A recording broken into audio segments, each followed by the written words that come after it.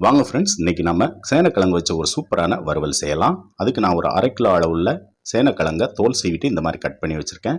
அதை ஒரு பாத்திரத்தில் மாற்றிக்கிட்டு நம்ம ஒரு எலுமிச்சங்காய் அளவு புளியை கரைச்சி அந்த தண்ணியை மட்டும் ஊற்றிக்கிறேன். தேவையான அளவு உப்பு போட்டு மூடி போட்டு ஒரு 5 நிமிஷம் வேக வைக்கலாம். இந்த மாதிரி தண்ணி நல்லா வற்றி வந்ததுக்கப்புறம் அது ஓரமாக எடுத்து வச்சுட்டு இப்போ ஒரு ஃப்ரை பேனில் ஒரு 2 டேபிள் ஸ்பூன் எண்ணெய் விட்டு அது சூடானதும் கடுகு போட்டு அது பொரிஞ்சு வந்ததும் ஒரு பெரிய வெங்காயம் கொஞ்சம் கருவேப்பிலை சேர்த்து நல்லா வதக்கி விடுங்க.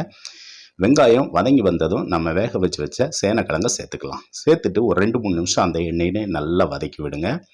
எண்ணெயிலேயே நல்லா ஒரு 2-3 நிமிஷத்துக்கு நல்லா வதக்கி விட்டதுக்கப்புறம் நம்ம இதுக்கு மசாலா சேர்த்துக்கலாம்.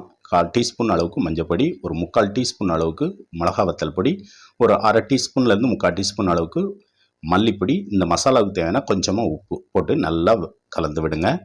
ஒரு 10 நிமிஷத்துக்கு சிம்மில் போட்டு நல்லா வேக விடுங்க. அப்பப்போக்கி கிளறி விட்டுட்டே இருந்தால் ஒரு சூப்பரான முறுமுறுப்பான சேனக்கிழங்கு வறுவல் ரெடி.